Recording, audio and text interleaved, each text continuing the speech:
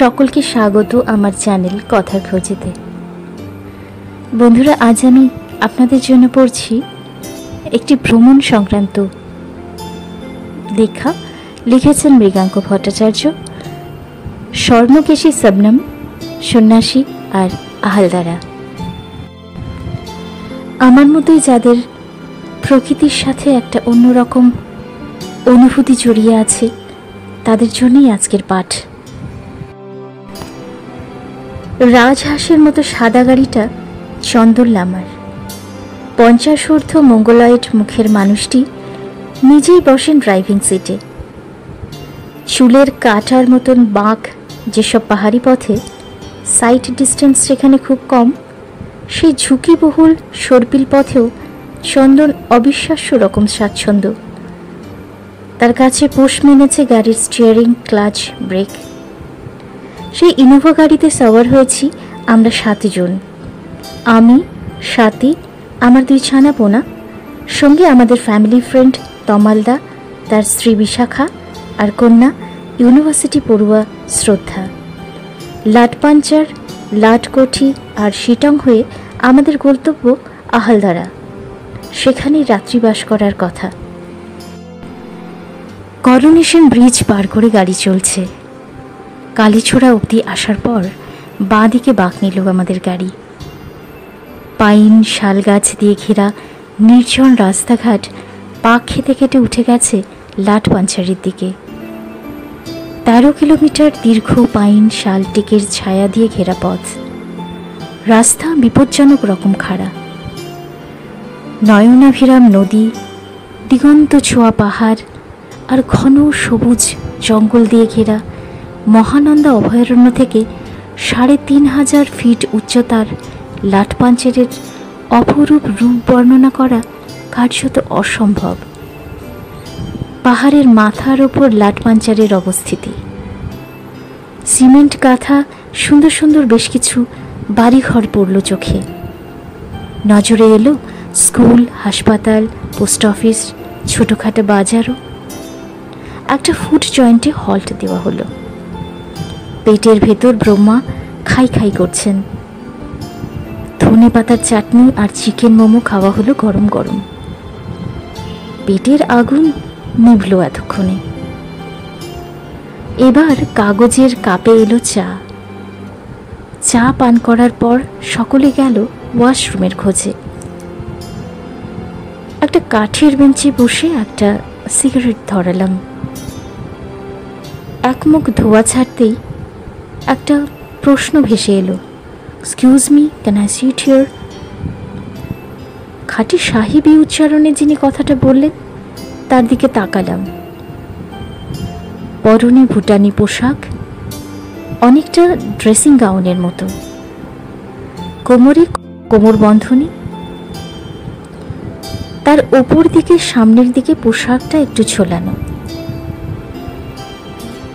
হাঁটুর নিচে এই পোশাক পৌঁছয় না। শুনেছি ঘো বলে একে। ভারী মোজা পরা, পায়ে বিদেশি স্নিকার, এক মাথা আউল বাউল কাঁচা পাকা চুল, ফর্সা ধপধপে গায়ের রং। 6 ফিটের কাছাকাছি হাইট।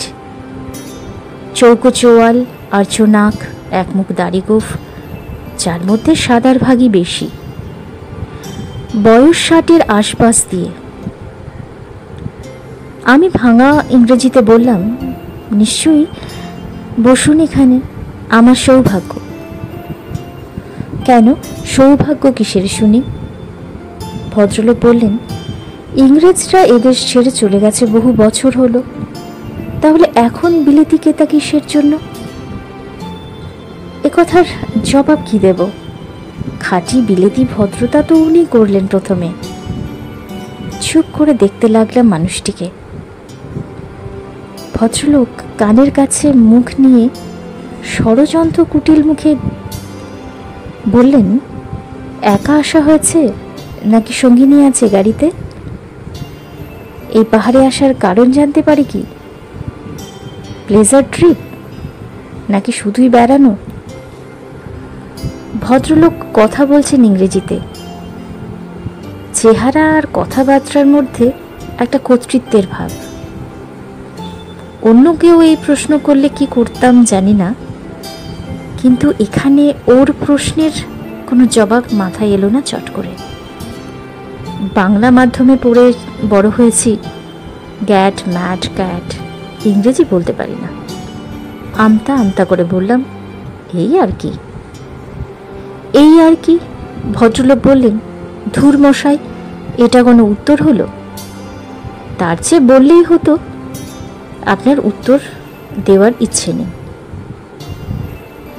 পাহাড়ের মানুষজনের কিন্তু এমন ন্যাকাপোনা নেই। তা কি করা হয়? মানে চাকরি করি, এ নিয়ে বিনিয়ে জবাব দিই। কি চাকরি সেটা স্পেসিফিক্যালি বলতে অসুবিধে কিসের? সরকারি চাকরি। কথাটা বলেই মুখ ফুসকে বলে ফেললাম, একটু আধটু লেখালেখিরও শখ আছে। লেখক? ভদ্রলোক আরও ঘনিয়ে আসেন, বলেন, কি লেখেন? পদ্য নাকি প্রবন্ধ? আশা হয়েছে কোথা থেকে? না, ফিকশন লিখি, গল্প উপন্যাস এসব। আর জলপাইগুড়ি থেকে আসছি, বিড়বিড় করে বলি। আই সি, লেখক যখন, তাহলে তো পেটে মনে হয় কিছু আছে। ভদ্রলোক আমাকে জরিপ করতে থাকেন, যেন আমি একজন ফেরারি আসামি আর উনি সিবিআই গোয়েন্দা। আমি সাহস করে জিজ্ঞাসা করি, আপনি বুঝি এই পাহাড়েই থাকেন? আমি থাকি ভুটানে। কখনো ভুটান গেছেন? মন, বন, জং এসব শব্দগুলোর সঙ্গে পরিচয় আছে? হ্যাঁ, গিয়েছি বার তিনেক। মনইউলো তো ভুটানের প্রাগৈতিহাসিক নাম, বন ভুটানের প্রাগৈতিহাসিক কালের ধর্ম, আর জং হলো দুর্গ। কিন্তু দোহাই আপনার, আর কিছু জিজ্ঞেস করবেন না, এর বেশি জানি না। এর বেশি জানেন না? ভালো নয়, ভালো নয়, শৌখিন মজদুরি। ভদ্রলোক এবার পরিষ্কার বাংলায় বললেন, আপনি বাঙালি? আমি অবাক। কেন, বাঙালি না হলে কি রবীন্দ্রনাথ আওড়ানো বারণ? ভদ্রলোক উদাস গলায় বললেন, বাঙালি ছিলাম কখনো, ঘর ছিল, সংসার ছিল, সব ছিল একটা সময়, কিন্তু নিয়তি আমাকে পথে নামিয়েছে। এক অপ্রাপণীয়কে পাবার জন্য ঘর সংসার সব ছেড়েছি, পাইনি খুঁজে তাকে। এখন আমি সন্ন্যাসী হবার সাধনা করছি, কিন্তু পারছি কোথায়? নিরাসক্ত সন্ন্যাসী হওয়া কি সহজ কথা? কি জানেন ভাই, সত্যিকারের পাহাড়িয়া হওয়াও কঠিন। পাহাড়ের মানুষদের কাছ থেকে সরলতার দীক্ষা নেওয়ার চেষ্টা করছি, সে বড় কঠিন কাজ। আবার একটুক্ষণ চুপচাপ। ভদ্রলোক বললেন, আপনার সঙ্গে আলাপ হয়ে ভালো লাগলো। আপনি তো লেখক। জানেন তো, এই পাহাড়ের বেশিরভাগ মানুষ শিংকনা চাষের সঙ্গে যুক্ত। ম্যালেরিয়ার ওষুধ কুইনাইনের জন্য এদিকে সরকারি উদ্যোগে শিংকনা চাষ হয়। সরকারি হিসেব অনুযায়ী প্ল্যান্টেশনের এলাকা প্রায় ২৫০০ একর। গোটা অঞ্চল জুড়ে আছে শাল, টিক ও পাইনের ঘন অরণ্য। সেই অরণ্য সাপদসংকুল এবং রোমাঞ্চকর, অকৃত্রিম এবং আদিম। তা যাচ্ছেন কোন চুলোয়? আমি বললাম, আহালদারা, একটা হোমস্টে বুক করা আছে। আপনি? আমি বেরিয়েছি গন্তব্য ঠিক না করে, এমনটাই করি আমি। বুকিং টুকিং করার কোনো ব্যাপার নেই। গন্তব্য নির্ধারণ কি সহজ কাজ? Man proposes, god disposes.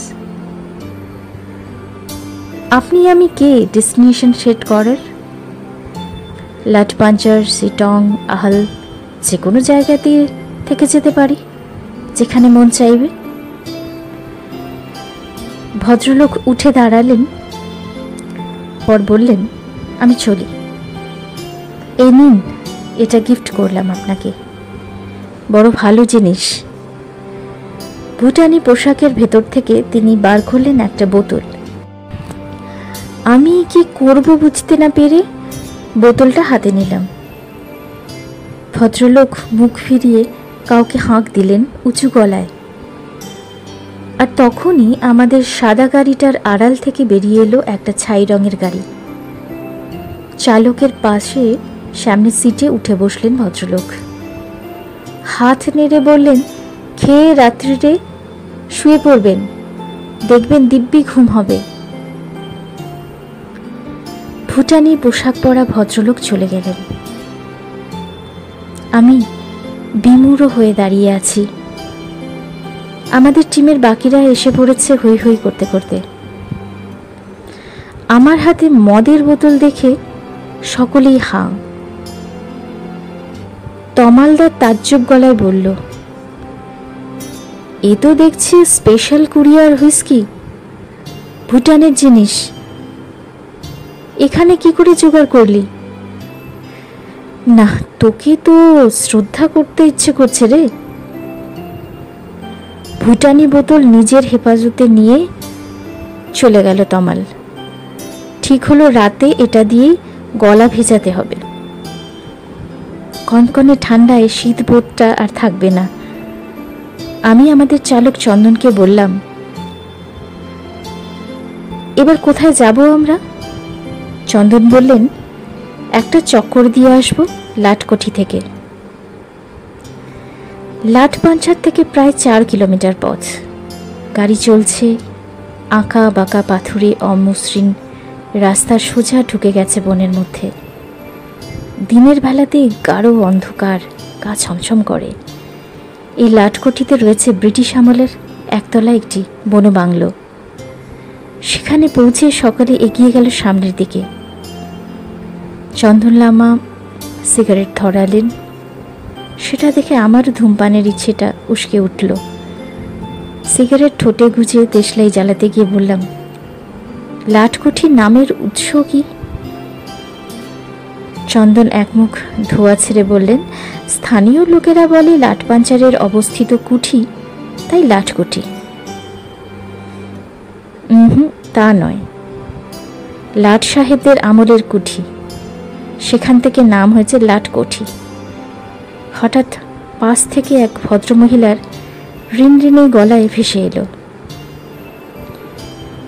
বামা কণ্ঠের মালকিনের দিকে চোখ গেল। 40-এর কাছাকাছি হবে বয়স। পাকা গমের মতো গায়ের রং, সমুদ্রের মতো সবুজ দুটো গভীর চোখ, গোলাপের পাপড়ির মতো ঠোঁট। আপেলের লালিমা ধার নিয়েছে ওর দুটি গাল। এক ঢাল স্বর্ণাভ চুল যেন সোনার জলে ধোয়া। জিন্সের ওপর সাদা ফাড়ের জ্যাকেট পরে আছেন। বাঙালি নয়, তুর্কি বা আফগানি সুন্দরীদের মতন দেখতে। আমার দিকে তাকিয়ে বললেন, শিলিগুড়ি? না, জলপাইগুড়ি, আমি বললাম মৃদু স্বরে। অখণ্ড নীরবতা বিরাজ করছে লাটকোঠিতে।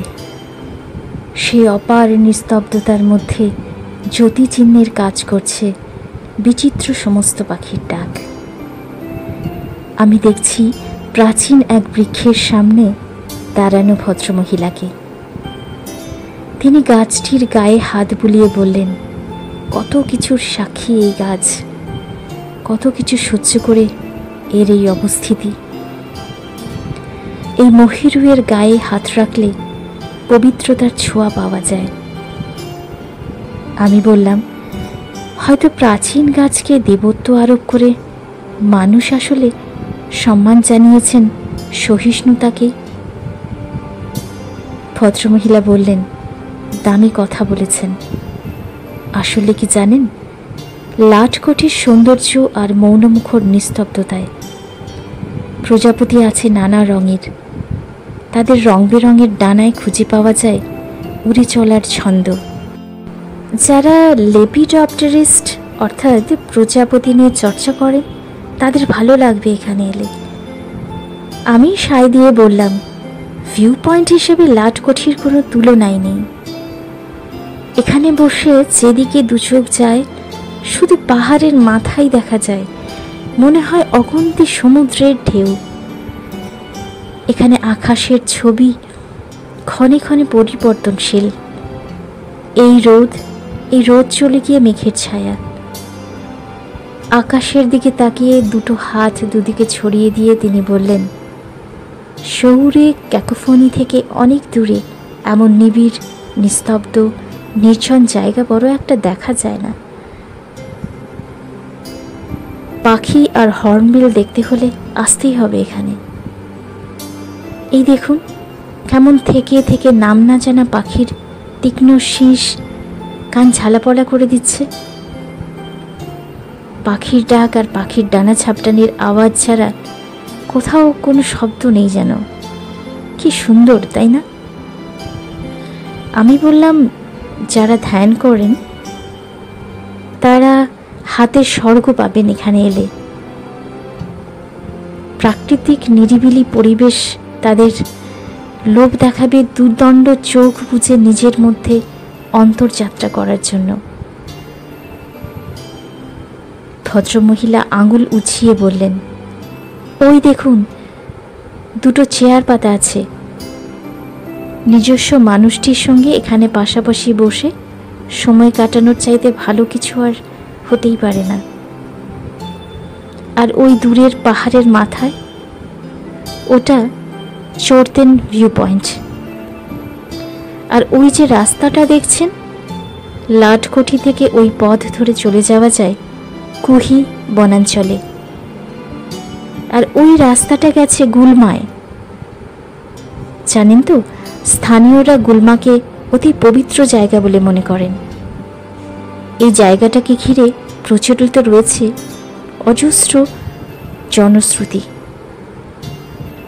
বলা হয় গুলমায় প্রাচীনকালে কোনো এক নেপালি রাজা নাকি কেল্লা নির্মাণ করেছিলেন। গভীর অরণ্যে আজও নাকি দেখা যায় তার ধ্বংসাবশেষ। আমি হাসলাম। গুলমায় একবার যেতে পারলে ভালো হতো, কিন্তু সময় নেই যে। আসলে ডে আউটে বেরিয়েছি আমরা, আজই ফিরব। আমারও হাতে সময় নেই। লাটকটি থেকে আহালদারে যাচ্ছি, কটেজ বুক করা আছে। আলতো হেসে উনি উঠে গেলেন একটা সমুদ্র সবুজ গাড়ির পেছনের সিটে। পাহাড়ি ড্রাইভার স্টার্ট দিল গাড়ির। একরাশ ধোঁয়া ছেড়ে বেরিয়ে গেল গাড়িটা। সাথীরা সদল বলে চলে এসেছে। আমার রূপসী কাউকে দেখলেই ছোক ছোক করার স্বভাব নিয়ে জোর আলোচনা চলতে লাগলো সকলের মধ্যে। লাটকটি থেকে লাটবাঞ্চার বাজারের দিকে ফিরে এসেছি। সেই সমুদ্র সবুজ গাড়িটা দেখি পথের মধ্যে দাঁড়ানো। সেই গাড়ির ড্রাইভার রাস্তার একপাশে দাঁড়িয়ে বিপন্ন মুখ করে এদিক ওদিকে দেখছেন। চন্দন স্পিড স্লো করল। সেই চালক কিছু বলল নেপালি ভাষায়। চন্দন দাঁড় করিয়ে দিলেন আমাদের গাড়িটা। বললেন, ওই গাড়ির ভদ্রমহিলা অসুস্থ হয়ে পড়েছেন। দাঁড়ান তো, ব্যাপারটা কি হলো দেখে আসি একটু। আমি আর তমালদা নেমেছি। আমাদের পেছন পেছন সাথী আর বিশাখা। গিয়ে দেখি গাড়ির সিটে শরীর এলিয়ে দিয়ে শুয়ে আছেন ভদ্রমহিলা। বিশাল চুলের ঢল ছড়িয়ে পড়েছে কাঁধের ওপর দিয়ে বুকের ওপর। পরনে ফারের জ্যাকেট, পরিচর্যার জলে আধ ভেজা। সুগোল বাহু দুটো কোলের ওপর এলিয়ে, আলতো চোখ দুটো বোঝা, কোনায় এক বিন্দু জলকণা। রোদ্দুর এসে পড়তে সেই এক বিন্দু জল মনে হচ্ছে হীরের কুচি। চট করে মনে হলো, ইনি তো সৈয়দ মুস্তাফা আলী সাহেবের সেই শবনম। আমি এক আঁচলা জল ছিটিয়ে দিলাম ওর মুখে। যেন অতল জলের নিচ থেকে ভেসে উঠলেন উনি। ডাগর দুটো চোখ মেলে দেখছেন আমাকে। আলো আর ছায়া খেলা করছে সেখানে। পদ্ম পাপড়ির মতো ঠোঁট দুটো ফাঁক হলো। গজতন্ত্রের কিছুটা অংশ দেখা গেল একবার। আবছা গলায় বললেন, সে কি তুমি? আমি হতচকিত। বসন্তের বাতাসে ভেসে যাওয়া শুকনো পাতার মতো এলোমেলো উড়ে যাচ্ছে আমার মন। আমার পাশে দাঁড়ানো সাথী আমাকে দেখছে অবাক চোখে। সে চোখে লগ্ন হয়ে আছে বিস্ময় আর বিভ্রান্তি। আমার মুখ দিয়ে বেরিয়ে এলো, মানে আপনার কোথাও ভুল হচ্ছে। ধীরে ধীরে সোজা হয়ে উঠে বসলেন সে নারী। দীর্ঘশ্বাস ফেললেন একটা। বললেন, জানি সে তুমি নও। তাকে খুঁজতেই তো আমার চলা। কবে যে এই খোঁজার শেষ হবে জানি না। ভদ্রমহিলা সকলের দিকে তাকিয়ে বিশুদ্ধ ইংরেজিতে বললেন, আমার অল্টিটিউড সিকনেস আছে। সমতল থেকে একটু উঁচুতে উঠলেই অসুবিধে হয়। তার ফলে একটু অসুবিধে হচ্ছিল। এখন ঠিক আছি। আপনাদের কষ্ট দেওয়ার জন্য দুঃখিত। Sorry for everything. অনেক ধন্যবাদ আপনাদের। আমি মিনিট 10 রেস্ট নিই, আপনারা এগিয়ে যান। লাট পাঞ্চারে ফিরে এলাম আবার। খানিকটা চড়াই ভেঙে এলাম সানসেরি দারা ভিউ পয়েন্টে। সানরাইজ দেখার জন্য বিখ্যাত এই স্পট। দারা মানে হলো পাহাড়ের চূড়ো। গ্রামের ভেতর দিয়ে দু একটা বাড়ি উঠোন পার করে এগোচ্ছি। ছোট্ট একটা চার্চ পড়ল পথে। তার আঙিনা পেরিয়ে পথ গিয়েছে বনের দিকে। এখানে এসে রাস্তা একটু খাড়া, তবে তেমন অসুবিধে হয় না। সানসেরি দাঁড়া থেকে চারিদিকটা দেখে মন ভরে গেল। পাখির চোখে সেবকের তিস্তা নদী স্পষ্ট নজরে এলো এখান থেকে। চন্দন বললেন, আকাশে মেঘ না থাকলে সানসেরি দাঁড়া থেকে কাঞ্চনজঙ্ঘা আর হিমালয়ের অন্যান্য তুষার শৃঙ্গ পরিষ্কার দেখা যায়। সত্যিই তাই। দৃষ্টিগোচর হয় কালিম্পংয়ের একাংশ। দেখতে পাওয়া গেল আলগারা, লাভা। শুনলাম তোদে আর তাংতা গ্রামও দৃশ্যমান হয় সানসেরি দাঁড়া থেকে। এখান থেকে নিচে নেমেছে নামবং জলপ্রপাত। দিনের বেলাতেই তার শব্দ কানে আসে। রাত্রিরে সব শুনশান হয়ে গেলে নামবং জলপ্রপাতের রিন রিন নুপুরধ্বনি আরও তীব্র হয়ে ওঠে। প্রকৃতিপ্রেমী মানুষের সারা শরীরে রোমাঞ্চ জাগায়। সানসেরি দ্বারা এলে মনে হয় প্রকৃতির বিশাল সবুজ ক্যানভাসে ঈশ্বর ফুটিয়ে তুলেছেন এক অপরূপ নকশিকাঁথা। এই নামবংয়ের জলকেই শুনলাম লাটপাঞ্চারের পরিশুদ্ধ করে পানীয় জল হিসেবে খাওয়া হয়। আবার গাড়ি চেপে যাত্রা। এখান থেকে পাথুরে রাস্তা গিয়েছে নামথিং পুকুরি জলাশয়ের দিকে। 7 কিলোমিটার পথ। পুরো রাস্তাটাই মনোরম অরণ্যের ধার দিয়ে। কান পাতলেই শোনা যাচ্ছে পাখিদের কলতান। রং বেরঙের প্রজাপতি উড়ে বেড়াচ্ছে হাতের নাগাল দিয়ে। রূপলি ঝর্ণা বয়ে গেছে সবুজ পাহাড়ের বুক চিরে। আশেপাশে খেলনাপাতির মতন ছোট ছোট কাঠের বাড়ি, মনে হয় স্বপ্নের ঘর বাড়ি। এক চক্কর দিয়ে এলাম শেলপু গ্রাম থেকে। নামথিং পুকুরের একটু আগে পথ ভাগ হয়েছে আহল ভিউ পয়েন্টের দিকে। এখান থেকেও সানসেরি দাঁড়ার মতোই বহু দূরের অনবদ্য ভিউ দেখা যায়। চন্দন যেখানে আমাদের গাড়িটা পার্ক করলেন, ঠিক সেখানে দেখি সমুদ্র সবুজ রঙের সেই গাড়িটা দাঁড়িয়ে আছে। তিনটি পাশাপাশি ছোট ছোট সবুজ রঙা কটেজ। প্রথম কটেজটার বাইরে দাঁড়িয়ে আছেন সেই ভদ্রমহিলা, সাদা ফারের জ্যাকেট আর ডেনিম জিন্স, পায়ে সাদা স্নিকার। পরন্ত রোদ এসে পড়েছে তার চন্দনরঙা শরীরের ওপর। আপন মনে গুনগুন করছেন, কাঙাল আমারে কাঙাল করেছ, আরও কি তোমার চাই। আমাকে দেখে হাসলেন, বললেন আবার দেখা হয়ে গেল। কথাটা বলবো কি না বলবো বলেই ফেললাম। তখন কি বলেছিলেন? আমাকে কার মতো দেখতে? এক আশ্চর্য নারী আমার সামনে দাঁড়ানো। অস্তাচলে যাবার আগ দিয়ে সৌন্দর্যের ছটা যেন আরো বেড়েছে। রূপের বহ্নি জ্বলছে ধিকি ধিকি। আমার চোখের ভেতর দিয়ে তার সমুদ্রের মতো গভীর চোখের দৃষ্টি চালিয়ে দিয়েছেন ধারালো চুরির মতো। অস্ফুট স্বরে বললেন, তাকে আমি হারিয়েছি 18 বছর আগে।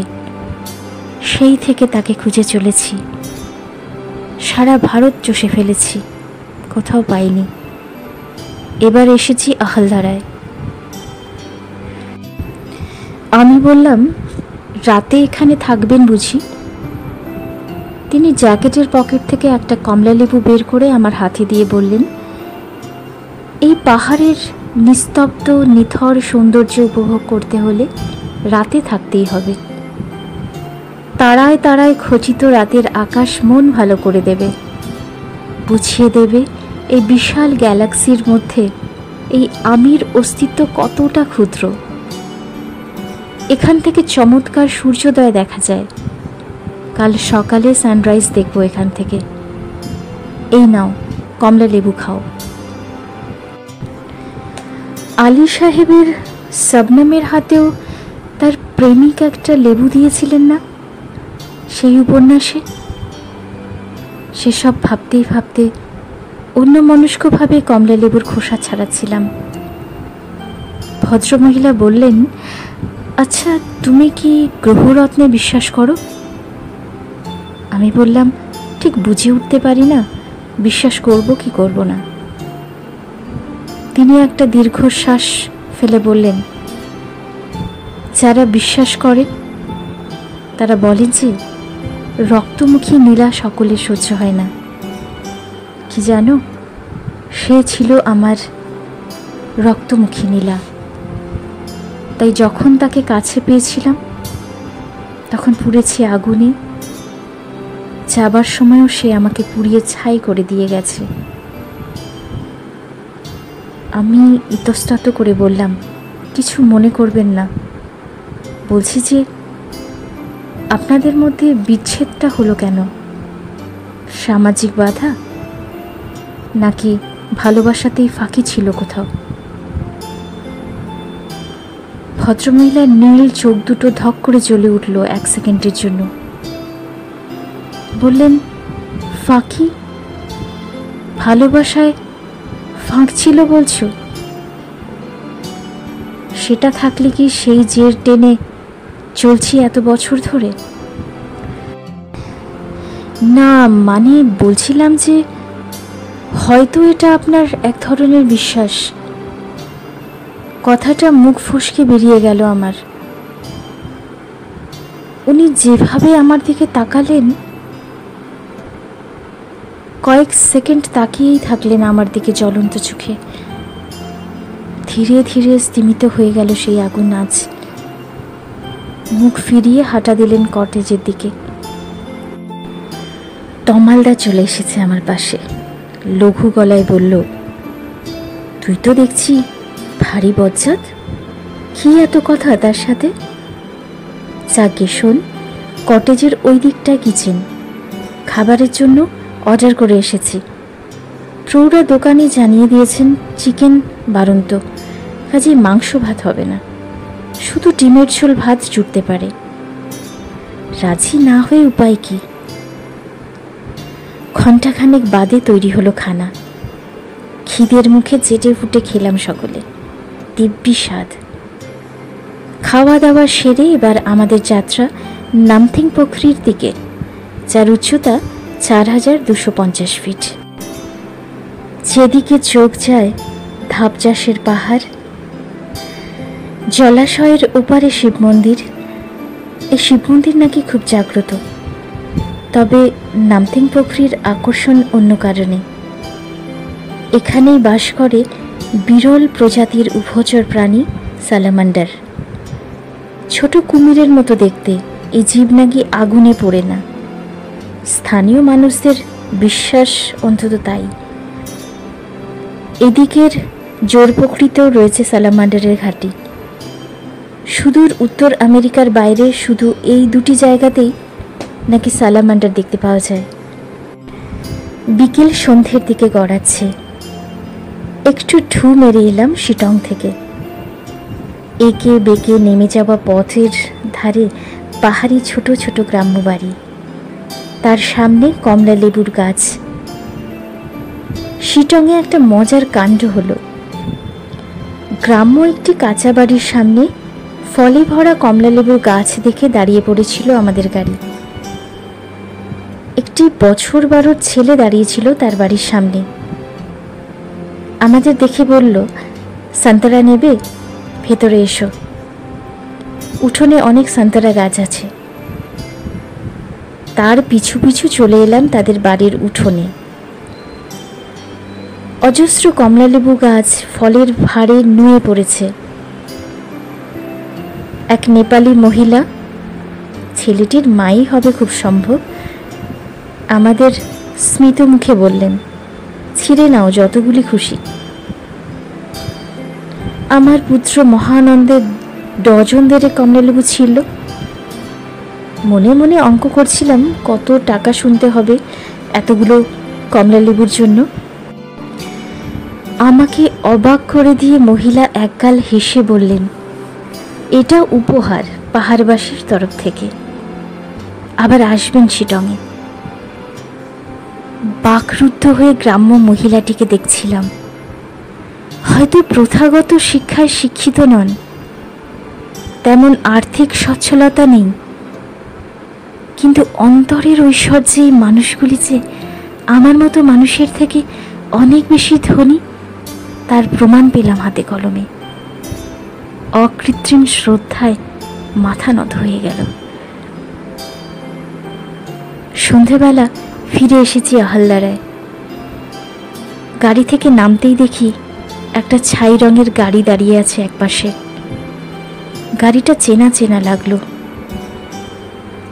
সকালে এই গাড়িটাই দেখেছিলাম না লাট পাঞ্চারে? এখন সন্ধে হয়ে এসেছে। 3টে কটেজের মধ্যে একটা কটেজ আমরা বুক করেছি। কটেজে ঢুকে পোশাক বদলে বাইরে এসে একটা সিগারেট ধরালাম। মাথায় বাদুড়ে টুপি, হিমেল হাওয়ায় ছুরির ধার। একটা সিগারেট ধরিয়ে অন্য মনস্ক চোখের সামনে তাকাতেই চমক লাগলো। সন্ধ্যের মেঘ আর ফিনফিনে কুয়াশা এসে জড়ো হয়েছে পাহাড়ের ওপর বোতল সবুজ রঙের চা গাছে ঘেরা ওই জায়গাটায়। তার মধ্যে 6 ফিটের মতো লম্বা একজন পুরুষ দাঁড়িয়ে আছেন কুয়াশার মধ্যে। তার পরনে ফুটানি ঘো, আউল বাউল চুল, ঘন দাড়ি গোঁফ। ইনি তো সেই অদ্ভুত স্বভাবের ভদ্রলোক, সকালে লাট পাঞ্চারে যার সঙ্গে আলাপ হয়েছিল, যিনি সম্পূর্ণ অচেনা আমাকে উপহার দিয়েছিলেন মহার্ঘ সুরা। দীর্ঘদেহী মানুষটির মুখোমুখি দাঁড়ানো সাদা ফাড়ের জ্যাকেট আর জিন্স পরা সেই স্বর্ণকেশী নারী, সৈয়দ মুজতাফা আলী সাহেবের সেই শবনম। এত দূর থেকে কিছু কানে আসছে না। মেঘের ফাঁক দিয়ে বেরিয়ে পড়েছে চাঁদ, রূপলি আলো এসে পড়েছে ওদের দুজনের ওপর। কৌতূহল জাগছে মনে, ওরা কি পরস্পরের চেনা? কি কথা বলছেন ওরা? আলী সাহেবের শবনমের দ্বৈত ছিল মজনুন। এই নারী কি সারা ভারত খুঁজে অবশেষে দেখা পেয়েছেন তার প্রেমিকের? ওরা দুজন কি পরস্পরের অন্বিষ্ট মানুষ? একে অন্যকে খুঁজে বেড়াচ্ছেন দীর্ঘ 18 বছর ধরে। অবশেষে কি আহালদারা মিলিয়ে দিল তাদের, সিনেমায় যেমন হয়? এই প্রশ্নের উত্তর কি জানা হবে কখনো? স্বাতী আর বিশাখা নিজেদের মধ্যে কথা বলছে কটেজের ভেতর। ছোটরা নিজেদের মধ্যে গপ্প করছে। সেসব আওয়াজ আর মেইলি আড্ডার শব্দ ছাপিয়ে তমালদার হাঁক ডাক শুনতে পেলাম। চিৎকার করে ডাকছে আমাকে। মিটিমিটি হাসলাম একটু। বুঝলাম স্পেশাল কুরিয়ারের সদ্গতি করার জন্য তমালদা অধৈর্য হয়ে উঠেছে। সিগারেটের শেষটুকু ছুটে দিলাম বাইরে।